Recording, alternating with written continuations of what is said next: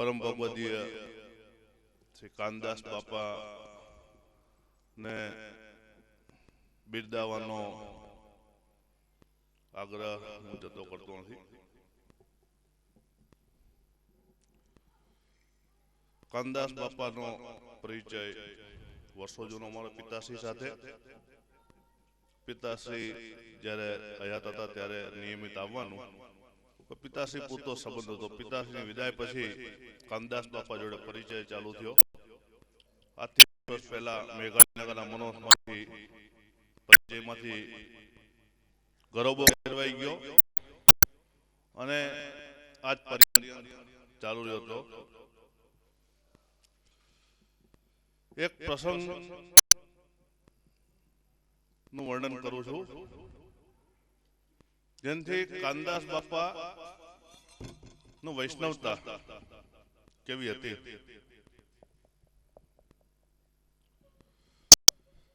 સ્વધર્મ પ્રત્યે પ્રેમ.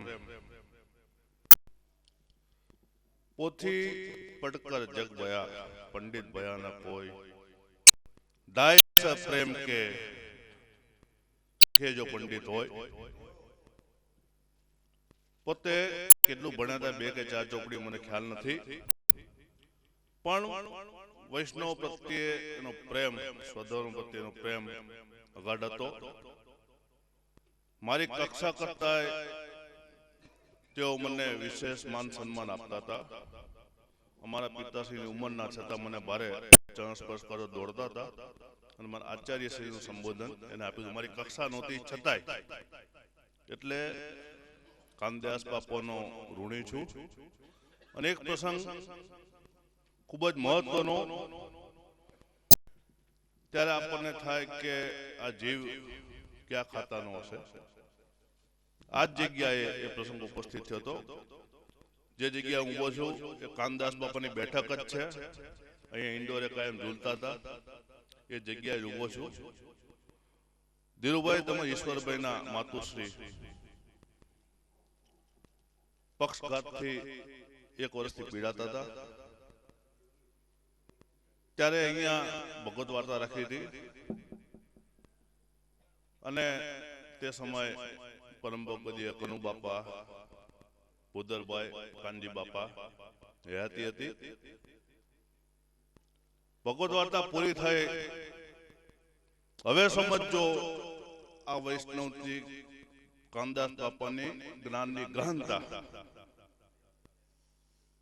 કાનદાસ બાપાએ વિનંતી કરી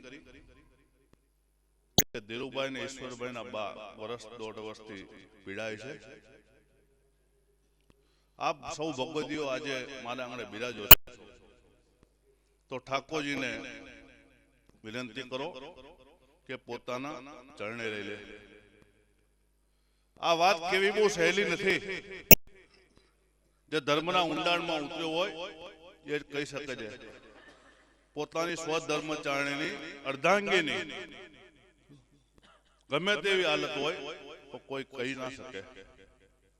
પણ આ જીવ કેટલો જ્ઞાની હશે કે પંચભગવતીને વિનંતી કરી, પંચભગવતીની કાનેથી કે વિનંતી ઠાકોર સ્વીકારીને ચરણે લઈ લે, એ પીડામાંથી મુક્ત કરે.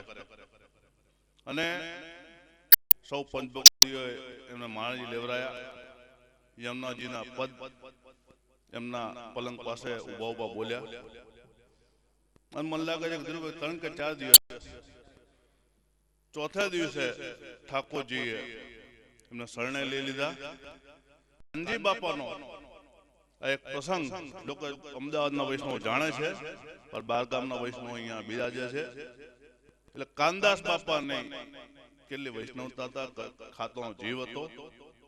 અને એના પ્રસંગે એ જ સિંચન ધીરુભાઈ,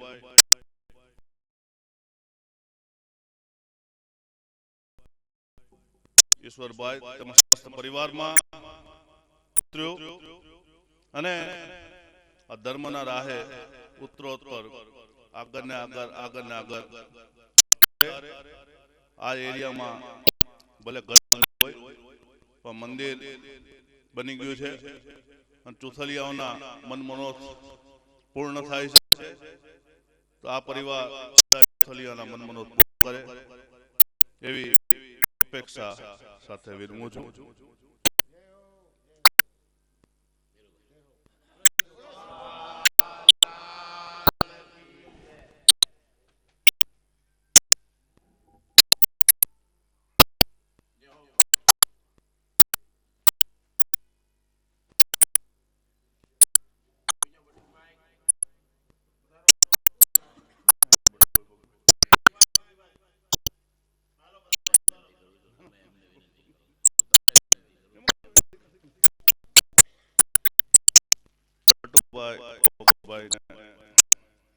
મનોથી પરિવારનું માન રાખવા માટે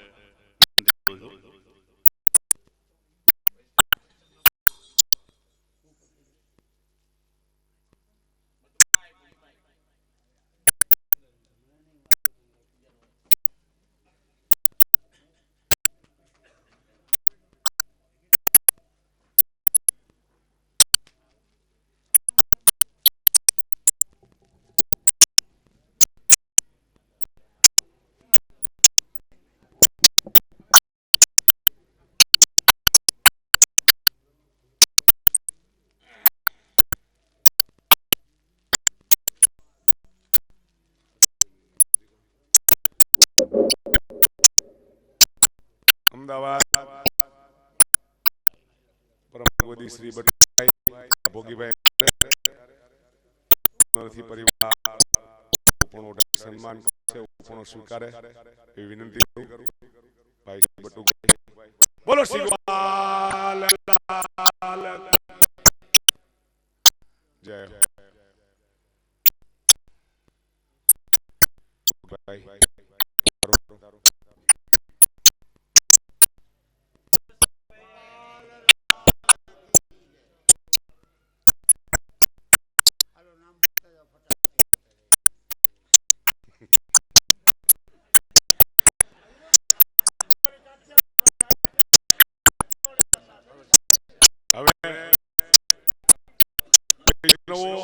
તમે ધ્યાનથી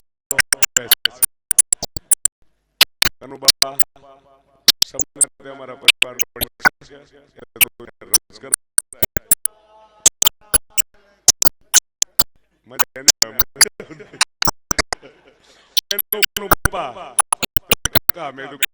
છોકરા બાપા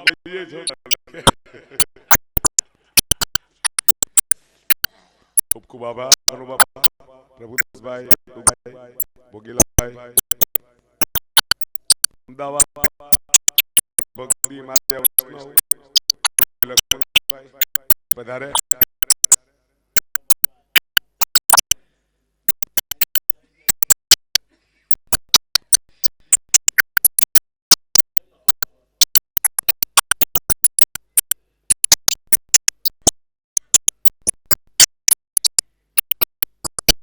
નિવાસ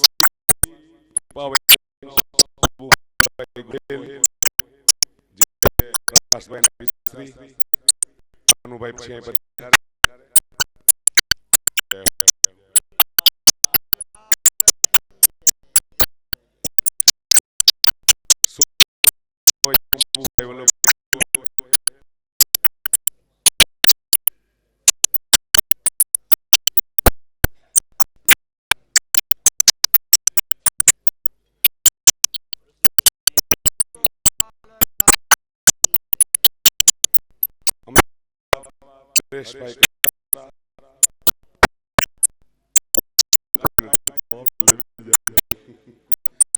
ઘણું કીધું ભાઈ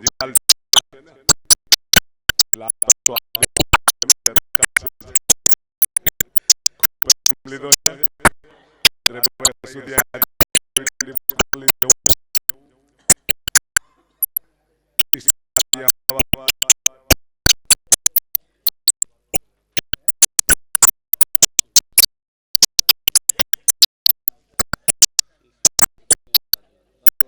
રાજુભાઈ આરડિયા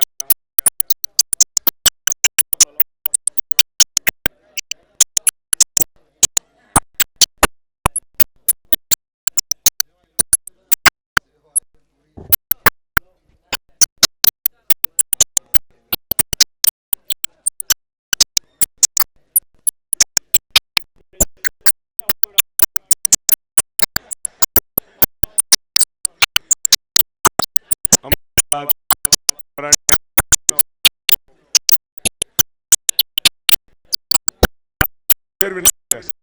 હું તો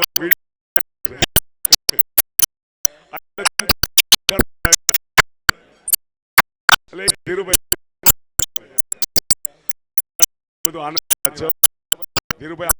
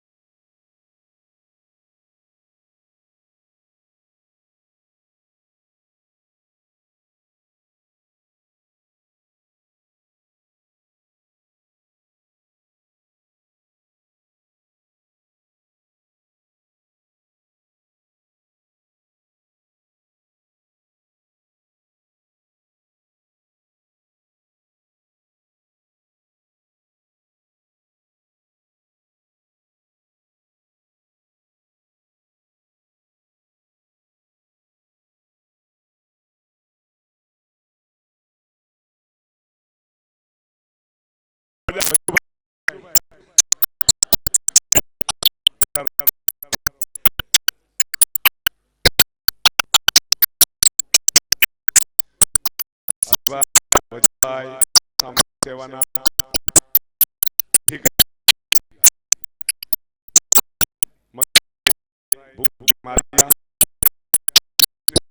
મારે